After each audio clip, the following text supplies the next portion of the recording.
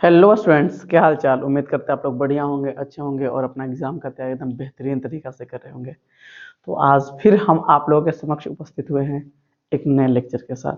जी हाँ, जैसा कि आप लोग देख ही चुके होंगे थंबनेल में कि आज हम फिर से अपने लेक्चर को कंटिन्यू करने वाले हैं जो हमारा चल रहा था मेल रिप्रोडक्टिव सिस्टम के ऊपर। हमने इसके ऊपर एक लेक्चर कर लिया है और उस लेक्चर में हमने बेसिकली मेल रिप्रोडक्टिव सिस्टम के बारे में जाना है। उससे संबंधित जो जो अंग होते हैं सबके बारे में जानना है कि आखिर में नर जनन तंत्र के अंतर्गत कौन कौन से अंग आते हैं, सबके बारे में जाना, सबका लोकेशन जाना कि कहाँ कौन सा अंग स्थित होता है ना। एकदम अच्छे से कवर किया। अगर आप उस वीडियो को ना देखें तो प्लीज जाकर के उसको जरूर देखिए, है ना। आपको वहां पे नर जनन तंत्र के से संबंधित जितने भी अंग है सब एकदम याद हो जाएगा, है ना। उसका लोकेशन भी आपको एकदम याद हो जाएगा एग्जैक्ट। आज हम एक एक अंग को डिस्कस करने वाले हैं, ठीक है ना। नर जनन तंत्र के अंतर्गत जो भी अंग आते हैं उन सबको हम एक एक करके डिस्कस करेंगे, ठीक है। तो ज्यादा देर ना करते हुए चलिए आज के वीडियो को हम शुरू करते हैं। तो जैसा कि आप यहाँ पे फिगर देख ही चुके हैं, ये फिगर हम पिछले लेक्चर में बनाए थे और इसको पूरा ढंग से हम समझाए हैं कौन कौन सा अंग कहाँ होता है। हालांकि यहाँ लिखा गया है, सब अंग को अभी लिखा हुआ हम छोड़ दिए हैं, आप चाहे तो इसको देख सकते हैं, लेकिन हम सजेस्ट करेंगे कि आप पीछे वाला वीडियो को जाके जरूर देखिए ताकि आपको चीजें समझ में एकदम सटीक आए, ठीक है जी। चलिए, तो आज हम शुरू करने वाले हैं नर जनन तंत्र के अंतर्गत जो भी अंग आते हैं उस सबको एक एक करके हम डिस्कस करने वाले हैं। तो सबसे पहले हम जो डिस्कस करेंगे, सबसे पहला जो हमारा अंग होगा उसको हम डिस्कस करेंगे, इसको वृषण कोष को। सबसे पहले हम इसी को डिस्कस करने वाले हैं, वृषण कोष को, ठीक है। सबसे बाहर होता है तो सबसे पहले हम वृषण कोष को डिस्कस करेंगे। तो हमारा आज का जो हेडिंग रहेगा वो सबसे पहला अंग रहेगा और वो क्या है, वृषण कोष। वृषण कोष, सॉरी कोण नहीं, कोष। वृषण कोष को हम डिस्कस करने वाले हैं, पूरा ढंग से डिस्कस करेंगे, ठीक है। कोई भी डाउट नहीं रहेगा। अब एक बात बताइए, वृषण कोष है क्या।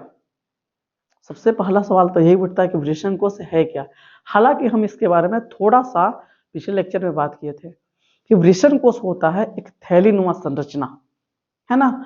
जो नर में क्या होता है, दोनों टांगों के बीच लटका होता है ना। और इसी के अंदर दोनों वृषण, है ना, व्यवस्थित होते हैं वृषण पट्टिका के माध्यम से, हम बताए थे, है ना। तो वृषण कोष बेसिकली है क्या, एक थैलीनुमा संरचना है ना, जो क्या होता है, रोमयुक्त त्वचा से घिरा होता है। तो रोमयुक्त त्वचा का होता है सर, तो रोमयुक्त त्वचा के बारे में हमने हालांकि पिछले लेक्चर में बताया था, लेकिन फिर भी जान लीजिए कि रोमयुक्त त्वचा वैसी त्वचा होती है जिस पर बाल उगते हैं, है ना। जिस त्वचा पे बाल उगते हैं उसको बोलते हैं रोमयुक्त त्वचा। जैसे हमारा हाथ है तो हाथ पे भी जो देखिएगा आप छोटा छोटा बाल उगता है तो ये भी आपका रोमयुक्त त्वचा है। तो उसी प्रकार से जो वृषण होता है, सॉरी वृषण कोष जो होता है, वृषण कोष भी एक रोमयुक्त त्वचा से ढका होता है जिस पर बाल उगते हैं, है कि नहीं बात। और उसी के अंदर वृषण कोष के अंदर ही जो दोनों वृषण आपको दिख रहे हैं लेफ्ट साइड और राइट साइड में, ये दोनों वृषण वृषण कोष के अंदर ही व्यवस्थित होते हैं। क्योंकि एक ही साथ दोनों होते नहीं, दोनों अलग अलग होते हैं, है ना। जो वृषण कोष होता है, वृषण कोष के अंदर एक पतला सा लेयर पाया जाता है ना, एक पतला सा लेयर पाया जाता है जिसको कहा जाता है वृषण पट्टिका कहा जाता है।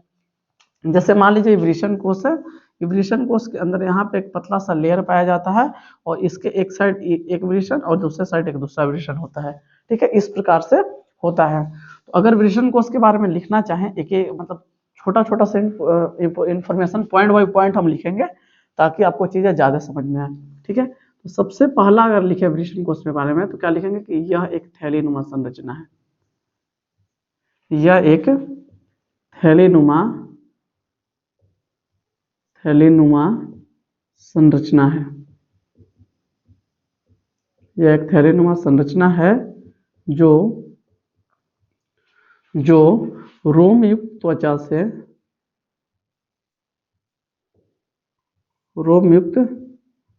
त्वचा से घिरा होता है, त्वचा से क्या होता है, घिरा होता है ना, घिरा होता है। क्लियर है चीजें, जो एक ऐसा त्वचा से रुयुक्त त्वचा से घिरा होता है। क्लियर है? पहला बात समझ में आया? अच्छा, सेकेंड बात क्या है भाई, तो इसके अंदर जो होता है ना, ये क्या होता है, ये दोनों टांगों के बीच में लटका होता है कि नहीं बात। नर में यह जो होता है वृषण कोश दोनों टांगों के बीच में क्या होता है, लटका होता है। तो इसके बारे में भी हम लिख देते हैं कि यह दोनों टांगों के बीच में,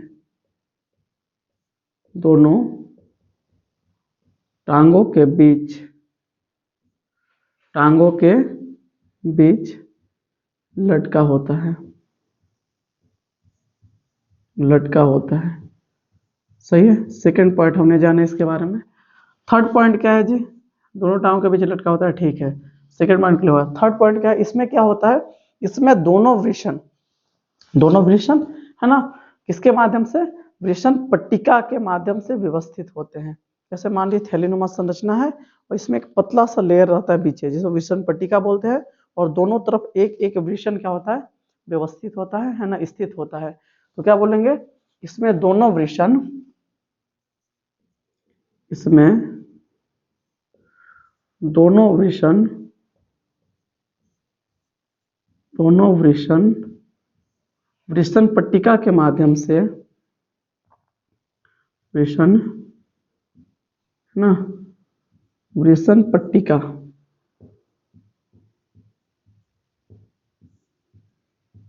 पट्टिका के है ना माध्यम से, माध्यम से व्यवस्थित होते हैं,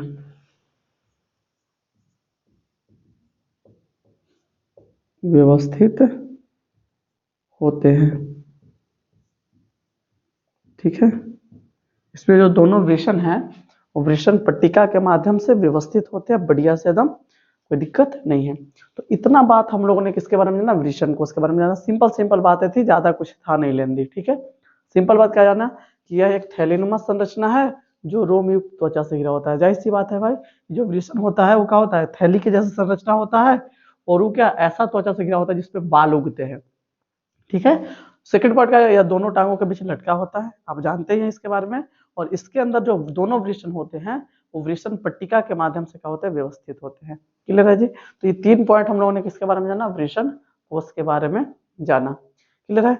अब एक बात और समझिएगा, जैसे मानव में अगर बात करें तो मानव में जो वृषण कोश होता है वो कहाँ होता है, मतलब शरीर से बाहर होता है। लेकिन कुछ कुछ जीवों में जो वृषण कोश होता है शरीर से अंदर होता है। या फिर वृषण की ही बात कर लेते हैं, वृषण का अगर बात करें तो मानव में जो वृषण होता है वो शरीर से बाहर होता है। आप लोग नोटिस किए होंगे कि मानव में क्या होता है, वृषण शरीर से बाहर होता है, जबकि कुछ जीवों जैसे हाथी वगैरह में जो वृषण होता है उसके शरीर के अंदर होता है। ऐसा क्यों, इसका भी कारण है। जैसे अगर वृषण के बारे में बात करें तो वृषण को शुक्राणु के निर्माण के लिए है ना, हमारे शरीर से 2 से 3 डिग्री सेल्सियस तापमान की मतलब कम चाहिए। क्या बोल रहे हैं, जो वृषण है, वृषण क्या करता है, वृषण शुक्राणु का निर्माण करता है ना, नर युग्मक का निर्माण करता है। और वृषण को नर युग्मक अर्थात शुक्राणु के निर्माण के लिए है ना, जो तापमान चाहिए वो हमारे शरीर के तापमान से 2 से 3 डिग्री सेल्सियस कम चाहिए। और इसी तापमान को मेंटेन करने के लिए जो वृषण होता है हमारे शरीर से बाहर होता है। आप एक बात नोटिस किए होंगे कि जो हमारा वृषण होता है, वृषण ऐसे अभी ठंडा का दिन चल रहा है, सर्दी का दिन चल रहा है ना, तो आप लोग नोटिस करेंगे कि सर्दियों के दिन में जो वृषण होता है वो सिकुड़ करके हमारे शरीर से ऊपर चला जाता है ना, सिकुड़ करके कहाँ चला जाता है, ऊपर चला जाता है। जबकि गर्मियों के दिन में जो वृषण होता है वो क्या होता है, लटक करके और थोड़ा सा नीचे आ जाता है। क्यों आ जाता है भाई, तो अब ताकि वह अपना तापमान मेंटेन कर सके। जैसे सर्दियों में क्या होता है, सर्दियों में तापमान कम होता है, सर्दियों में क्या होता है, तापमान कम होता है। और सर्दियों में तापमान कम होता है जबकि उसको शुक्राणु बनाने के लिए उतना ही तापमान चाहिए। मतलब हमारे शरीर का तापमान जैसे 37 डिग्री सेल्सियस होता है, तो हमारे शरीर के तापमान से 2 से 3 मतलब 34-35 डिग्री सेल्सियस चाहिए तापमान उसको शुक्राणु बनाने के लिए। अब एक बात बताइए, ठंडा में तापमान तो ऑलरेडी कम है बाहरी वातावरण में, है ना, जबकि उसको शुक्राणु बनाने के लिए उतना ही तापमान चाहिए। तो क्या होता है, ठंडी के दिन में सिकुड़ करके शरीर के पास चला जाता है ताकि इसका तापमान मेंटेन रह सके। जबकि गर्मी के दिन में आप नोटिस करें कि गर्मी के दिन में लटक करके और थोड़ा सा नीचे चला जाता है, क्योंकि गर्मी के दिन में ऑलरेडी तापमान बाहर ज्यादा होता है ना, शरीर का भी तापमान ज्यादा होता है, जिसकी वजह से लटक करके नीचे आ जाता है ताकि अपने तापमान को मेंटेन कर सके। तो यहाँ पे बात हम लिख भी देते हैं, नोट पॉइंट करके या कुछ भी करके आप याद रखिएगा इस चीजों को, है ना, बहुत इंपॉर्टेंट बातें हैं, है ना। एक सवाल उठ सकता है, नोट पॉइंट बना के लिख देते हैं। क्या लिखेंगे? सबसे पहला पॉइंट जो इस पे हम लिख रहे हैं कि क्या लिखेंगे कि मनुष्यों में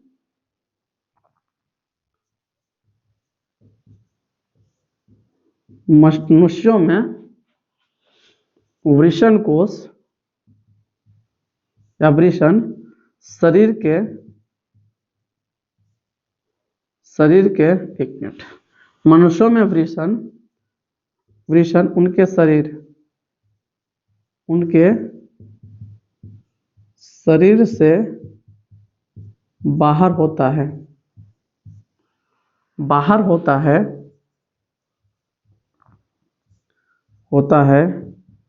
क्योंकि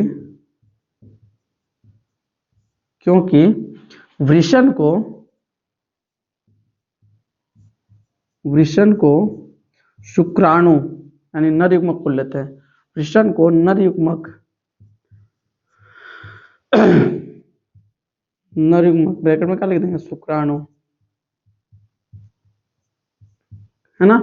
वृषण को नर युग्मक अर्थात शुक्राणु के निर्माण के लिए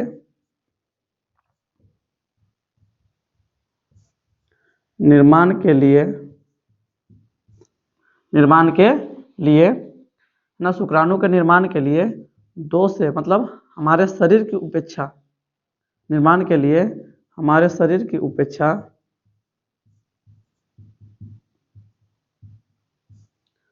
हमारे शरीर के उपेक्षा क्या डिग्री?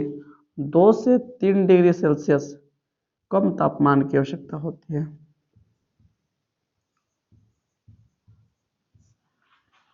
तापमान की आवश्यकता होती है,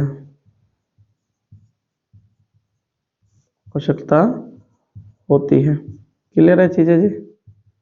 ठीक है, मतलब मनुष्यों में जो वृषण होता है उनके शरीर से बाहर होता है, क्योंकि वृषण को नर युग्मक मतलब अर्थात शुक्राणु के निर्माण के लिए हमारे शरीर की उपेक्षा 2 से 3 डिग्री सेल्सियस कम तापमान की आवश्यकता होती है। मतलब वृषण को जो शुक्राणु बनाना, वृषण जो शुक्राणु का निर्माण करता है उसको हमारे शरीर के तापमान जितना होता है उससे 2 से 3 डिग्री सेल्सियस तापमान कम चाहिए किसके? शुक्राणु के निर्माण के लिए, है ना। समझ में आ रहा है चीजें? तो जो इसी के कारण यहाँ पे लिख देते हैं, इसी कारण से, है ना। दूसरा पॉइंट में क्या लिखते हैं? वृषण अपनी तापमान को वृषण अपने तापमान को नियंत्रित, है ना, वृषण अपने तापमान को नियंत्रित करने के लिए अपने तापमान को नियंत्रित करने के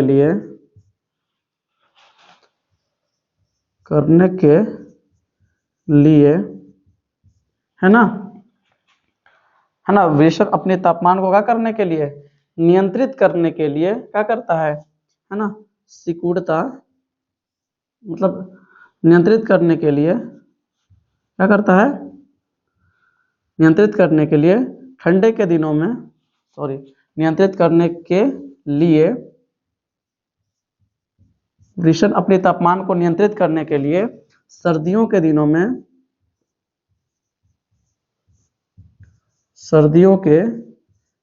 में सिकुड़कर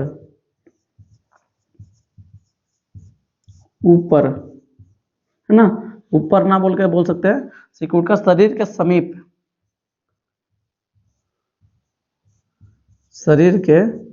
समीप, है ना, चला जाता है,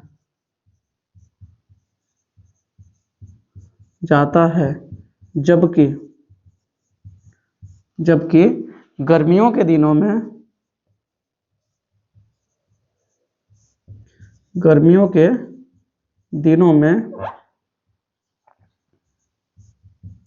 में लटक कर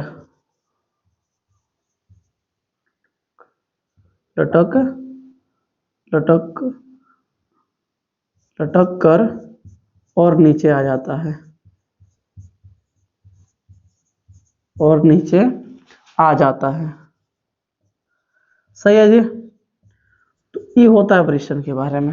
इतना बात हमने जाना कि जो वृषण होता है, वृषण अपने तापमान को नियंत्रित करने के लिए क्या होता है, सर्दियों के दिनों में चिकूट का शरीर के समीप चला जाता है, जबकि गर्मियों के दिनों में लटक कर और नीचे चला जाता है। किस लिए? ताकि वह अपना तापमान को मेंटेन कर सके, क्योंकि जब तक वो अपना तापमान को मेंटेन नहीं करेगा तब तक वो शुक्राणु का निर्माण नहीं कर सकता है। ठीक है। तो इतनी सारी बातें रही वृषण कोष के बारे में, और कुछ कुछ इंपॉर्टेंट बात रही वृषण से रिलेटेड। ठीक है, तो अब इतना आप लिख लीजिए, उसके बाद हम वृषण इसको डिस्कस करते हैं, वृषण को। और बहुत मस्त, मतलब वृषण के बारे में बहुत सारी बातें हम लोग जानेंगे एक एक करके। ठीक है, तो जल्दी से आप इसको लिख लीजिए। ठीक है, तब तक हम क्या कर लेते हैं, मार्कर में थोड़ा इंक डाल लेते हैं। ठीक है जी, जल्दी लिख लीजिए आप लोग।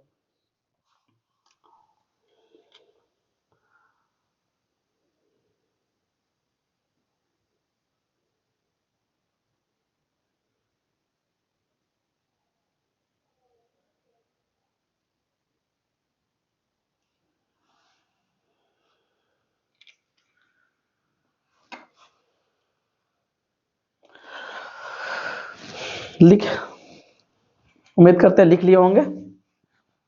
अब देखिए आगे बढ़ते हैं अपन, अब वृषण को डिस्कस करेंगे, और ध्यान से समझिएगा, आनंद आएगा वृषण के बारे में। ठीक है, मजा आने वाला है एकदम। वृषण के बारे में पढ़ेंगे अपना पूरा। ठीक है, क्या है समझिएगा। ये सब चीजों को भी मिटा देते हैं, इन सब का भी कोई मतलब है नहीं, है ना, इस सबसे भी कोई मतलब है नहीं हमको, तो इन सबको भी हम मिटा देंगे, खाली वृषण को छोड़ देते हैं, है ना। आप लोग ढंग से समझिएगा, आपको चीजें समझ में आएगी। खाली वृषण वाला पार्ट को छोड़ के उसके बाद सबको मिटा देंगे, बाकी फिर नेक्स्ट लेक्चर में अपन एक एक को डिस्कस करेंगे ही, है ना। तो इस सबको मिटा देते हैं ताकि थोड़ा सा जगह बने, है ना, जगह बनेगा तब भी लिखने में भी ठीक लगेगा, है ना, लिखेंगे भी हम। सबको मिटा देते हैं।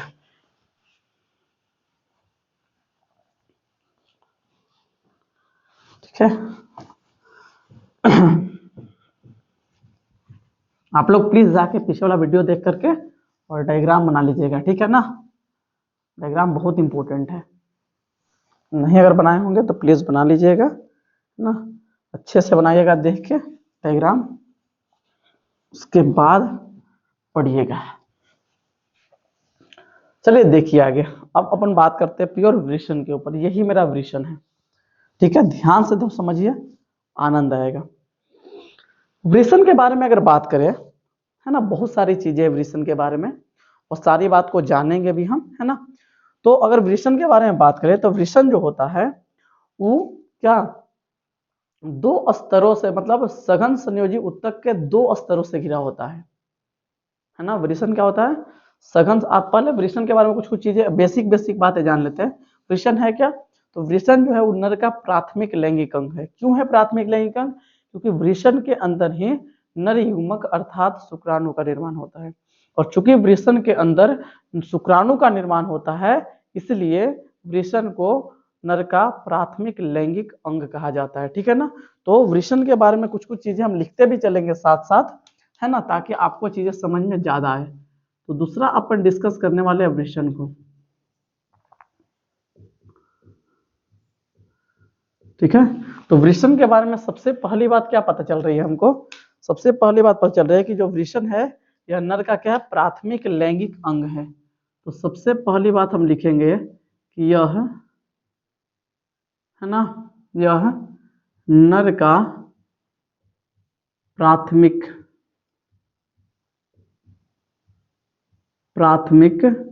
लैंगिक अंग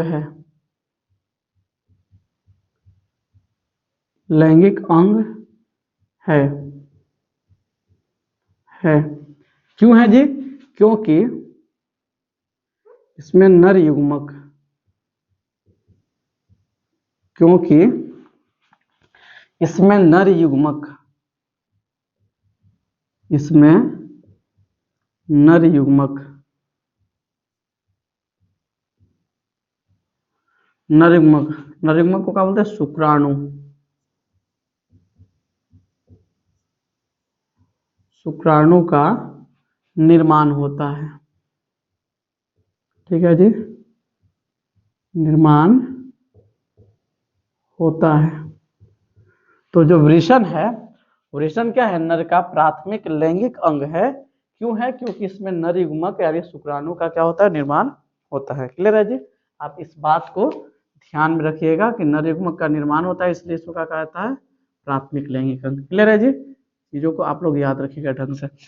ठीक है, सेकेंड बात, और कुछ कुछ बात जानने वृषण के बारे में। तो क्या क्या बात जानने के, ध्यान से देखिए। वृषण जो होता है सघन संयोजी ऊतक के दो आवरणों से घिरा होता है। क्या आवरण से? दो आवरण। एक बाहर की तरफ आवरण होता है, बाहर देखिए ब्लैक वाला जो दिख रहा है, ब्लैक वाला ये है ना, बाहर की तरफ ये आवरण होता है। और एक अंदर की तरफ जो रेड कलर का दिख रहा है ना, ये अंदर की तरफ आवरण है ना।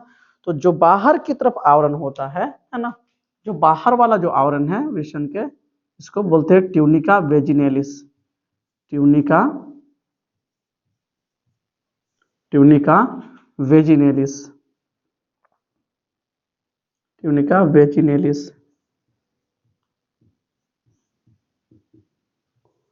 Tunica vaginalis. ठीक है, ये बाहर वाला आवरण है जो ब्लैक कलर का दिख रहा है, इसको बोलते हैं ट्यूनिका वेजिनेलिस। और जो आंतरिक आवरण है, अंदर वाला जो आवरण है, जो ब्लैक कलर का हम दिखा रहे हैं अपन, सॉरी रेड कलर का जो आवरण है, ये वाला, इसको बोलते हैं बुआ tunica albuginea. Tunica, tunica albuginea, albuginea, है ना। जो बाहर वाला आवरण है उसको बोलते हैं ट्यूनिका वेजिनेलिस, और जो अंदर वाला आवरण है उसको बोलते हैं ट्यूनिका एल्ब्यूजिनिया। ठीक है, और इन दोनों आवरणों के बीच, है ना, यहाँ पे देखिए, यहाँ पे एक द्रव भरा होता है ना। यह इन दोनों आवरणों के बीच, यहाँ पे इसमें, इस रीजन में एक द्रव भरा होता है, जिसको क्या कहा जाता है? देह गुहा द्रव कहा जाता है। इस रीजन में देखिए, यहाँ पे इन दोनों आवरणों के बीच द्रव भरा होता है, जिसको देह गुहा द्रव कहा जाता है। देह गुहा द्रव कहा जाता है। अच्छा, ये द्रव करता क्या है भाई? क्या करता है? तो जो द्रव है वृषण को बाहरी आघात से बचाता है। अगर बाहर से कोई चोट वगैरह लग जाता है तो होता क्या है? होता ये है कि अगर बाहर से कभी वृषण पर प्रेशर पड़ता है, चोट लगता है, तो जो प्रेशर है ये पूरा लिक्विड में फैल जाता है, डिस्ट्रीब्यूट हो जाता है। जब वो प्रेशर ही पूरा लिक्विड में डिस्ट्रीब्यूट हो जाता है, बट जाता है, तो प्रेशर कम हो जाता है। और जब प्रेशर कम हो जाता है तो उस कंडीशन में वृषण को कोई आघात नहीं होता है। यानी कहने का मतलब ये है कि जो देह गुहा द्रव होता है वो वृषण को बाहरी आघात से बचाने का कार्य करता है। क्लियर है जी? तो हमने क्या जाना वृषण के बारे में, कि जो वृषण होता है, वृषण, है ना, मतलब प्रत्येक वृषण,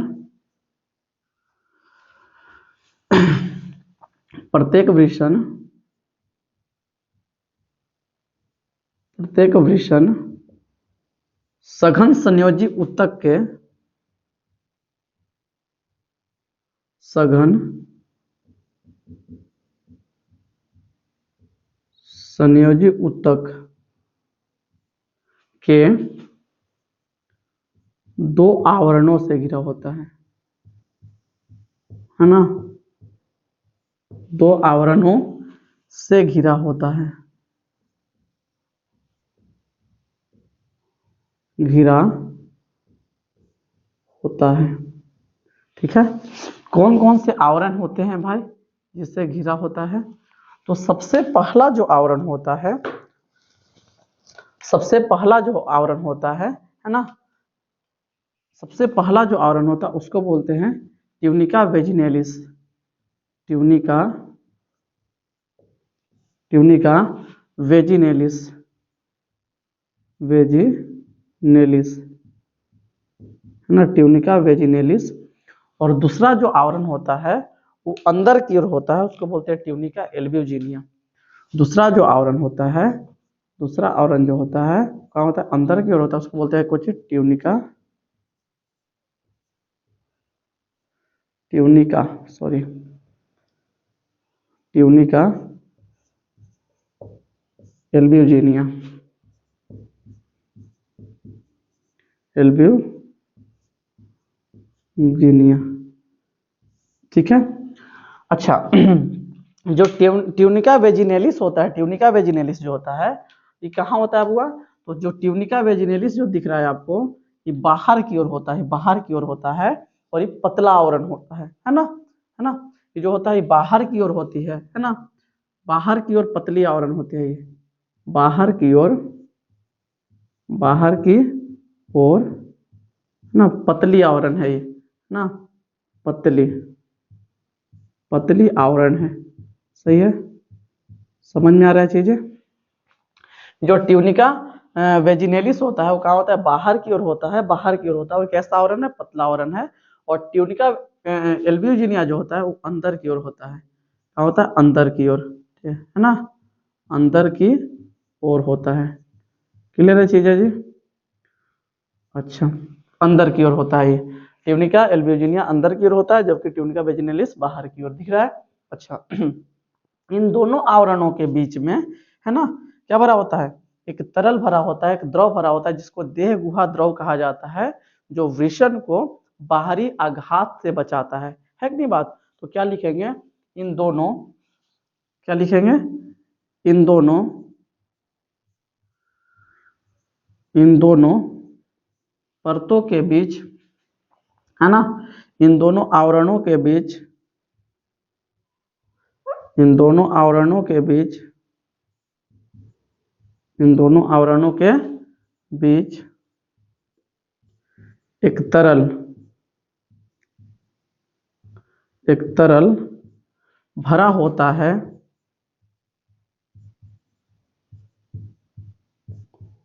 होता है, जिसे देह गुहा द्रव कहा जाता है, देह गुहा द्रव कहा जाता है, कहा जाता है, जिसे क्या आता है, देह गुहा द्रव कहा जाता है। क्लियर है जी? अच्छा, देह गुहा द्रव करता क्या है ना, द्रव कहा जाता है, देह गुहा द्रव मतलब आराम से समझिएगा, इसे क्या कहा जाता है, देह गुहा द्रव कहा जाता है, ये बात लिख दी अपन। अच्छा, तो देह गुहा द्रव करता क्या है, तो वृषण को बाहरी आघात से बचाता है ना, देह गुहा द्रव कहा जाता है, यह, इसी में ऐड कर देते हैं, यह वृषण को,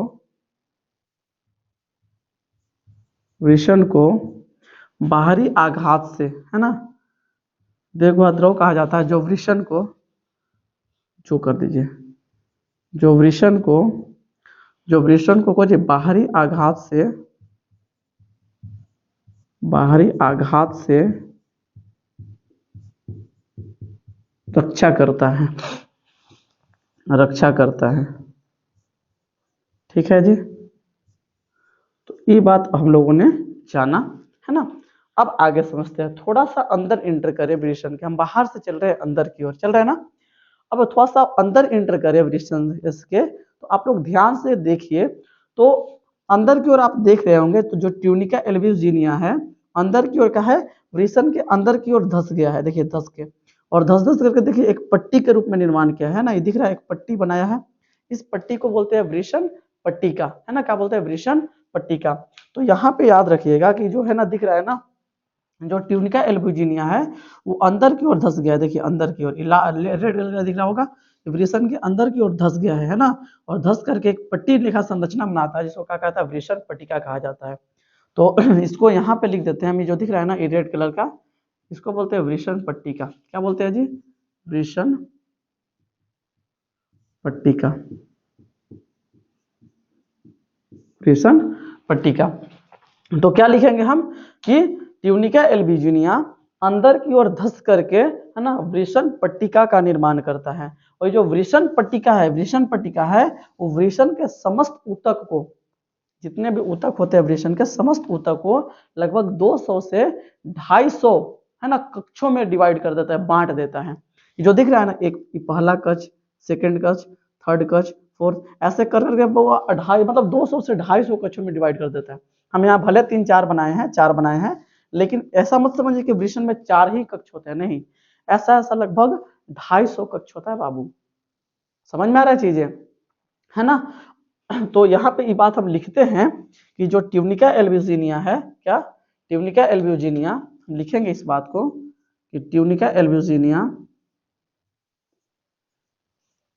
tunica albuginea, albuginea, tunica albuginea, है ना, वृषण के अंदर की ओर धंसकर, वृषण के अंदर की ओर धंसकर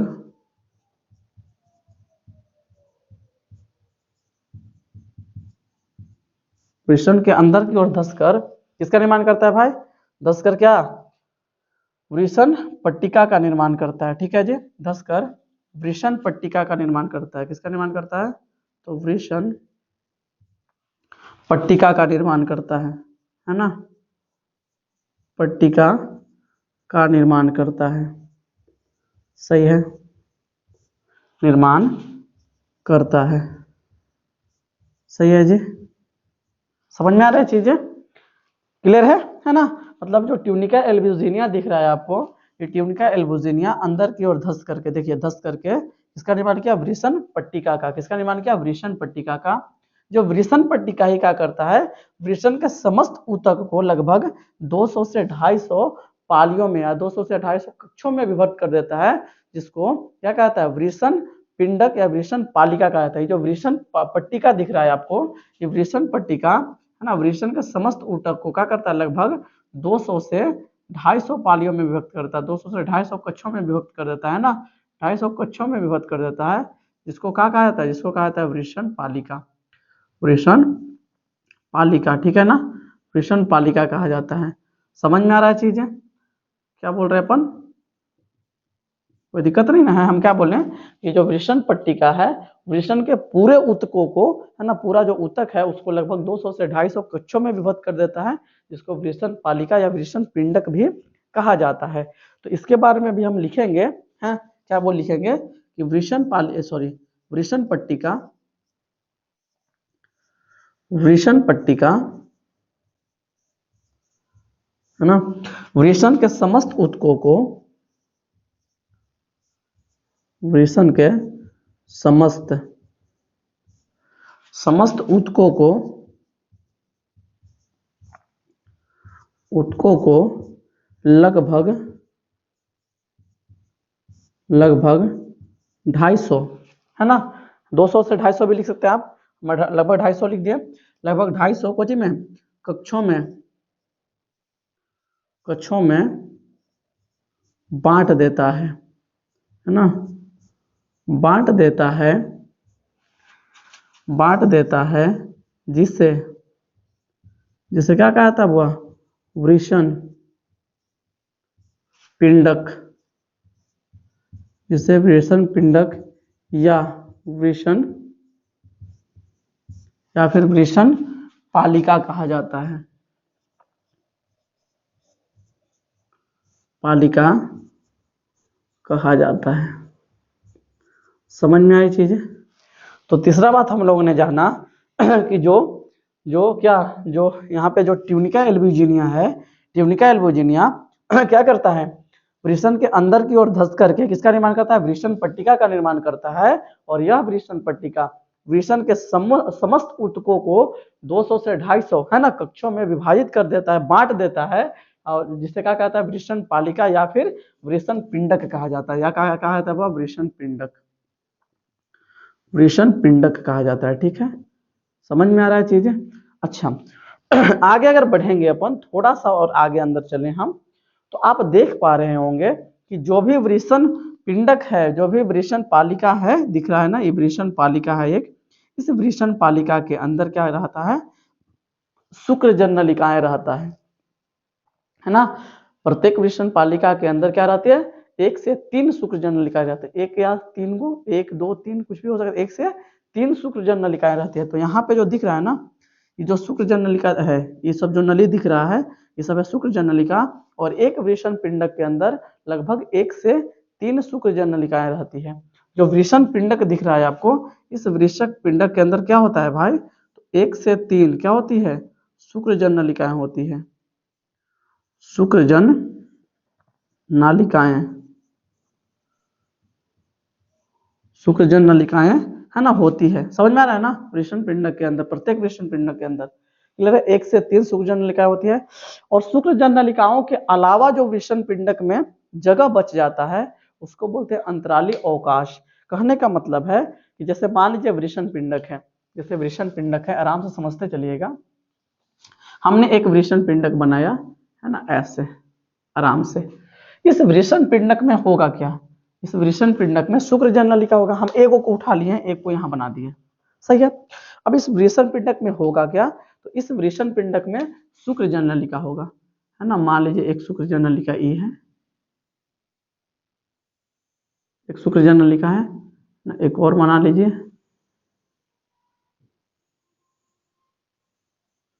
एक शुक्र जन नलिका ई हो गया, एक और बना लेते हैं,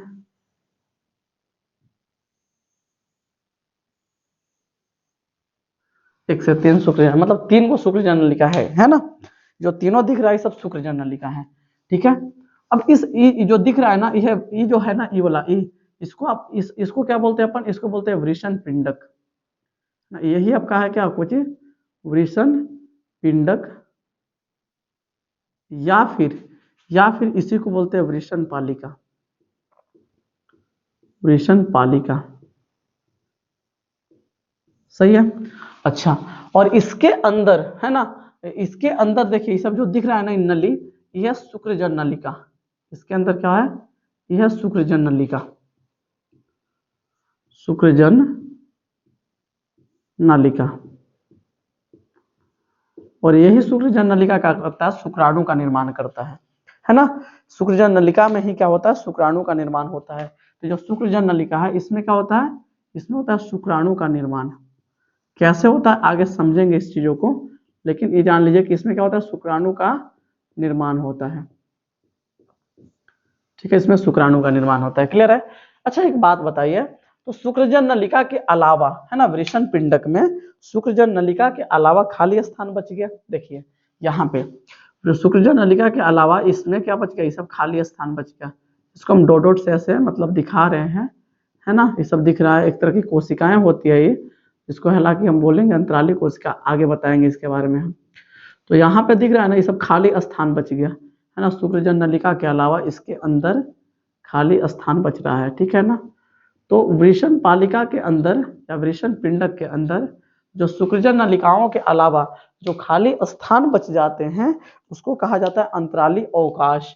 तो जो खाली स्थान बचा है, इस खाली स्थान को क्या बोलते हैं, अंतराली अवकाश बोलते हैं, अंतराली अवकाश बोलते हैं, अवकाश, ठीक है। अच्छा अंतराली अवकाश बोलते हैं, तो इस अंतराली अवकाश के अंदर, इस अंतराली अवकाश के अंदर 3 तरह की संरचनाएं आपको दिखाई देती है। क्या क्या होती है भाई, तो इस अंतराली अवकाश के अंदर इस जो खाली स्थान बच गया इसको अंतराली अवकाश बोल रहे हैं। इस अंतराली अवकाश में आपको 3 तरह की चीजें, 3 तरह की संरचनाएं दिखाई देगी। क्या क्या दिखाई देगी भाई, तो इसके अंदर जो पहला आपको दिखेगा, सबसे पहले वो आपको दिखेगा कुछ रक्त केशिकाएं। क्या दिखेगा आपको, रक्त केशिकाएं, रक्त केशिकाएं सबसे पहले आपको दिखेगा। उसके बाद इसके अंदर आपको दिखेगा तंत्रिका तंतु। क्या दिखेगा, तंत्रिका तंतु, तंत्रिका तंतु। और थर्ड जो आपको दिखेगा सबसे इंपॉर्टेंट, या थर्ड आपको दिखेगा आपको अंतराली कोशिका, अंतराली कोशिका, ठीक है, अंतराली कोशिका। या फिर इसी को लीडिंग कोशिका भी कहा जाता है। कौन कोशिका, लीडिंग कोशिका, लीडिंग कोशिका, ठीक है। अब आप ध्यान से समझिएगा, हमने क्या बोला कि जो क्या जितना भी जो वृषण पिंडक होता है, प्रत्येक वृषण पिंडक में 1 से 3 शुक्र जन नलिकाएं होती है, एक 3 को यहाँ पे है। और शुक्र जन नलिकाओं के अलावा जो वृषण पिंडक में जो स्थान बच जाते हैं, जो स्थान बच गए, इसको बोलते हैं कुछ अंतराली अवकाश। और अंतराली अवकाश में आपको 3 तरह की चीजें दिखाई देगी। पहला रक्त केशिकाएं, दूसरा तंत्रिका तंतु और तीसरा अंतराली कोशिका। तीनों के बारे में समझते हैं। जो रक्त केशिकाएं हैं वो क्या करती है, तो रक्त केशिकाएं जो वृषण पिंडक के अंदर रक्त के आवागमन करने का कार्य करती है, मतलब रक्त को लाने का काम करती है। कौन, मतलब रक्त का सप्लाई किसके माध्यम से होता है, रक्त केशिकाएं के माध्यम से, है ना। वृषण पिंडक में जो रक्त का सप्लाई होता है किसके माध्यम से होता है, वृषण पिंडक के माध्यम, सॉरी, रक्त केशिकाएं के माध्यम से होता है ना। अच्छा, बाकी जो तंत्रिका तंतु होती है इसमें फैली होती है, और यहाँ पे अगर किसी भी प्रकार का कोई प्रॉब्लम होता है, कोई भी इन्फेक्शन वगैरह होता है, तो उसको मस्तिष्क तक उस इंफॉर्मेशन को कौन लेके जाता है, तंत्रिका तंतु, है ना। अगर वृषण पिंडक में किसी प्रकार का कोई गड़बड़ी हो गया, है ना, कोई इन्फेक्शन वगैरह हो गया, तो उस इंफॉर्मेशन को मस्तिष्क तक पहुंचाने का काम करता है तंत्रिका तंतु। और बाकी जो अंतराली कोशिका या फिर लीडिंग कोशिका जिसको अपन बोल रहे हैं, है ना, अंतराली कोशिका या लीडिंग कोशिका बोल रहे हैं, इससे ये क्या करता है, इससे क्या होता है, इससे एक हार्मोन का स्राव होता है। अंतराली कोशिका या लीडिंग कोशिका जिसको हम बोल रहे हैं, इससे हार्मोन का स्राव होता है, ठीक है ना। कौन सा हार्मोन होता है भाई, इससे हार्मोन का स्राव होता है। समझ में आ रहा है चीजें, तो इससे हार्मोन का स्राव होता है। कौन से हार्मोन का स्राव होता है भाई इससे, तो इससे एक हार्मोन निकलता है जिसका नाम है टेस्टोस्टेरोन। टेस्टोस्टेरोन, है ना, टेस्टोस्टेरोन, या एवं क्या निकलता है, वो अनएंड्रोजन हार्मोन का स्राव होता है। अनएंड्रोजन, टेस्टोस्टेरोन एवं अनएंड्रोजन हार्मोन, ठीक है, क्लियर है। चीजों को यही तक रखेंगे, ऐसे डिटेल में चलते चल जाएंगे, है ना। तो हमने क्या बताया कि जो जो क्या होता है, जो वृषण पिंडक होता है उसके अंदर 1 से 3 सूक्ष्म नलिकाएं होती है। सूक्ष्म नलिकाओं के अलावा उसके अंदर जो स्थान बचता है उसको अंतराली अवकाश बोलते हैं। अंतराली अवकाश में क्या होती है, रक्त केशिकाएं, तंत्रिका तंत्र और अंतराली कोशिका या फिर लीडिंग कोशिका होती है ना। रक्त केशिकाएं क्या करती है, वृषण पिंडक में क्या करते हैं, रक्त का सप्लाई करती है ना। उसके बाद तंत्रिका तंतु किसी प्रकार का इन्फेक्शन वगैरह होता है तो उस इन्फेक्शन का जानकारी मस्तिष्क को देता है। और बाकी अंतराली कोशिका या फिर लीडिंग कोशिका जो है उससे एक हार्मोन का स्राव होता है, इसका क्या होता है, टेस्टोस्टेरोन एवं अनएंड्रोजन हार्मोन का स्राव होता है। टेस्टोस्टेरोन क्या करता है, टेस्टोस्टेरोन का भी अपना काम है ना, क्या करता है, नर में द्वितीयक लैंगिक लक्षण का विकास करता है ना। अच्छा, तो सबसे पहले इसको और भी जो चीजें हैं उसको हम लिख लेते हैं, कुछ कुछ चीजों को, बाकी उसके बारे में अपन फिर लिखेंगे। तो हमने क्या बताया कि कहाँ तक लिखा, वृषण पालिका, कुछ वृषण पिंडक या वृषण पालिका कहा जाता है। और हमने क्या बताया कि प्रत्येक वृषण पिंडक या प्रत्येक वृषण पालिका में 1 से 3 शुक्रजन नलिकाएं होती हैं। क्या होती है, तो यहाँ पे एक बात लिख देते हैं, प्रत्येक वृषण पिंडक में, प्रत्येक वृषण पिंडक में 1 से 3 शुक्रजन नालिकाएं, 1 से 3 शुक्रजन नालिकाएं होती है ना, शुक्रजन नालिकाएं होती है, क्लियर है। तो प्रत्येक वृषण पिंडक में कितना होती है, 1 से 3 शुक्रजन नलिकाएं होती है, क्लियर है। ये बात तो हम अभी जान ही गए यहाँ पे, है ना, 1 से 3 शुक्रजन नलिकाएं होती है और बाकी का चीजें हम समझा दी हैं। अब कुछ कुछ बात और आप लोग याद रखिएगा, है ना, उस समझने योग्य है, समझ लीजिए ध्यान से। क्या समझना, सुनिए। जो ये तो हम बता दिया कि जो अंतराली कोशिका या फिर लीडिंग कोशिका जो है उससे हार्मोन का स्राव होता है। कौन सा हार्मोन निकलता है, तो एक हार्मोन निकलता है टेस्टोस्टेरोन और बाकी का जो एंड्रोजन हार्मोन है वो भी निकलता है इससे, है ना, क्लियर है। अच्छा, टेस्टोस्टेरोन हार्मोन करता क्या है, तो टेस्टोस्टेरोन जो हार्मोन है वो शुक्रजन नलिका को शुक्राणु के निर्माण के लिए प्रेरित करता है ना। तो टेस्टोस्टेरोन क्या करता है, टेस्टोस्टेरोन क्या करता है, शुक्रजन नलिका को शुक्राणु के निर्माण के लिए, कि शुक्राणु बनाना आप शुरू कर दो, उसके लिए प्रेरित करता है। तो एक सवाल ये भी उठता है कि सर इसको कौन प्रेरित करता है, मतलब अंतराली कोशिका या लीडिंग कोशिका जो होती है इसको कौन प्रेरित करता है कि आप टेस्टोस्टेरोन का स्राव करो। तो हमारे मस्तिष्क में एक ग्रंथि होती है ना, पीयूष ग्रंथि। हमारे मस्तिष्क में एक ग्रंथि होती है, इसका नाम क्या है, पीयूष ग्रंथि।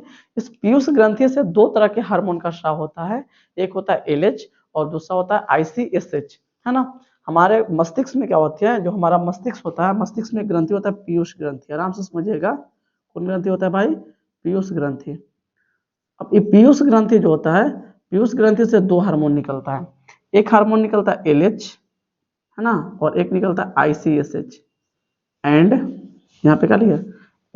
LH एंड क्या? ICSH। नाम समझिए। LH को बोलते हैं ल्यूटिनाइजिंग हार्मोन, LH को क्या बोलते हैं? Luteinizing hormone. और ICSH को बोलते हैं इंटरस्टिशियल सेल स्टिमुलेटिंग हार्मोन, यानी इसको बोलते हैं अंतराली कोशिका उत्तेजक हार्मोन। हिंदी में इसको बोलते हैं अंतराली कोशिका उत्तेजक हार्मोन, और इसको हिंदी में ल्यूटिनाइजिंग हार्मोन बोलते हैं। ठीक है ना? क्या इन दोनों हार्मोन क्या है, जैसे ही पीयूष ग्रंथि से निकलता है तो ब्लड के रास्ते होते हुए कहाँ पहुंचता है? यही वृषण पिंडक वृषण पालिका में पहुंचता है ना। और वृषण पालिका में जैसे ही पहुंचता है वो अंतराली कोशिका को क्या करता है? प्रेरित करता है। ये क्या करता है? अंतराली कोशिका को प्रेरित करता है, किसके लिए? कि आप टेस्टोस्टेरोन का स्राव करना शुरू कर दो, है ना। और ये कब होता है? जब कोई पुरुष या जब कोई जो बालक होता है, जब किशोरावस्था में प्रवेश करता है, तब ये चीजें होती है। जब कोई बालक किशोरावस्था में प्रवेश करता है तो किशोरावस्था में प्रवेश करते ही उसके पीयूष ग्रंथि से दो हार्मोन का स्राव होता है, LH और ICSH, है ना। ये दोनों हार्मोन कहाँ? रक्त के माध्यम से होते हुए उसके वृषण में पहुंचता है, और वृषण में भी कहाँ पहुंचता है? अंतराली कोशिका या लीडिंग कोशिका के पास पहुंचता है। और इसको क्या करता है? मतलब टेस्टोस्टेरोन और अन्य एंड्रोजन हार्मोन को स्राव करने के लिए, मतलब स्रावित करने के लिए प्रेरित करता है। जैसे ही इसको इन्फॉर्मेशन मिलता है अंतराली कोशिका को, तो ये क्या करता है? टेस्टोस्टेरोन हार्मोन का स्राव करना शुरू कर देता है। अब टेस्टोस्टेरोन क्या करता है काम? तो जैसे ही टेस्टोस्टेरोन का स्राव शुरू होता है तो नर में द्वितीयक लैंगिक लक्षण का विकास होने लगता है, जैसे उसका आवाज भारी होने लगता है ना। इसके अलावा दाढ़ी मूछ आने लगता है ना।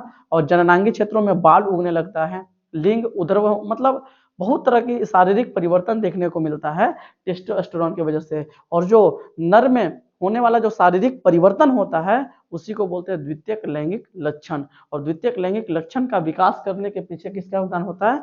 टेस्टोस्टेरोन का, है ना। इसके अलावा टेस्टोस्टेरोन और क्या करता है? तो टेस्टोस्टेरोन शुक्रजन नलिका को, वो नलिका को, शुक्रजन नलिका को शुक्राणु के निर्माण के लिए प्रेरित करता है कि आप क्या करो? शुक्राणु का निर्माण करना शुरू कर दो। और जैसे ही टेस्टोस्टेरोन स्रावित होता है, ये क्या करता है? शुक्रजन नलिका को शुक्राणु के निर्माण के लिए क्या करता है? प्रेरित करता है। और जैसे ही इसको प्रेरित करता है तो शुक्रजन नलिका में शुक्राणु का बनना प्रारंभ हो जाता है ना। और जब जैसे शुक्राणु का बनना प्रारंभ हो जाता है तब जो लड़के होते हैं जो प्यूबर्टी एज में पहुंच जाते हैं, यानी उनके शरीर में अब शुक्राणु का निर्माण होना शुरू हो जाता है। मतलब अब वे का पिता बन सकते हैं, है ना। अब वे चाहे तो रिप्रोडक्शन करके बच्चे को जन्म दे सकते हैं।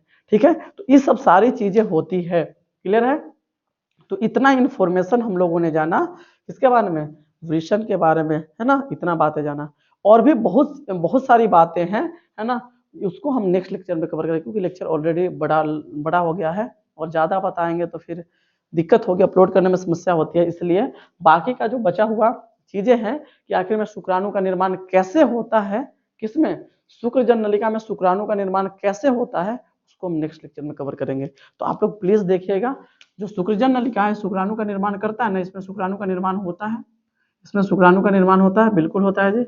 शुक्राणु का निर्माण इसमें कैसे होता है ना। शुक्राणु का निर्माण, किसका निर्माण? शुक्राणु का निर्माण, शुक्राणु का निर्माण इसमें है ना। आखिर में शुक्राणु का निर्माण कैसे होता है, कैसे होता है शुक्राणु का निर्माण, उसके बारे में हम अपन जानेंगे थोड़ा सा अगले लेक्चर में, थोड़ा जानेंगे। बाकी डिटेल में जब पढ़ना होगा तो युग्मक जनन जब पढ़ाएंगे हम, तो वहां पे इसको डिटेल में कवर करेंगे। तो ये चीजों को, मतलब शुक्राणु का निर्माण कैसे होता है, इसको हम नेक्स्ट लेक्चर में कवर करेंगे। ठीक है, और इसके अलावा नेक्स्ट लेक्चर में और भी जो अंग बचा हुआ है ना, मेल रिप्रोडक्टिव सिस्टम के अंतर्गत जो भी अंग और बचा हुआ, बहुत सारा अंग बचा हुआ है, तो सब अंग को एक एक करके हम कवर करेंगे। ठीक है, तो आज के लिए इतना ही रहने देते हैं। आप लोग जरूर बताइए कि आपको चीजें समझ में आई कि नहीं आई, है ना। कैसा लगा लेक्चर आपको, है ना। आप प्लीज कमेंट बॉक्स में जरूर बताइएगा। वीडियो लंबा हो गया इसलिए हमको इस लेक्चर को यहीं रोकना पड़ रहा है, सॉरी, हम इसको पूरा कवर नहीं कर पाए, लेकिन कोई बात नहीं, मैक्सिमम चीजें कवर कर ली हैं हम यहाँ पे, लेकिन अब अगले लेक्चर में क्या करेंगे, यही से जो शुक्रजन नलिका है, सूजन नलिका में शुक्राणु का निर्माण कैसे होता है इसको कवर करेंगे, है ना। और फिर बाकी का जो भी चीजें बचा हुआ है उसको लिख देंगे और फिर अपन आगे बढ़ जाएंगे। ठीक है जी, तो आज के लिए इतना, पर विदा लेंगे, मिलते हैं फिर आपसे अगले लेक्चर में। Bye bye, take care, best of luck.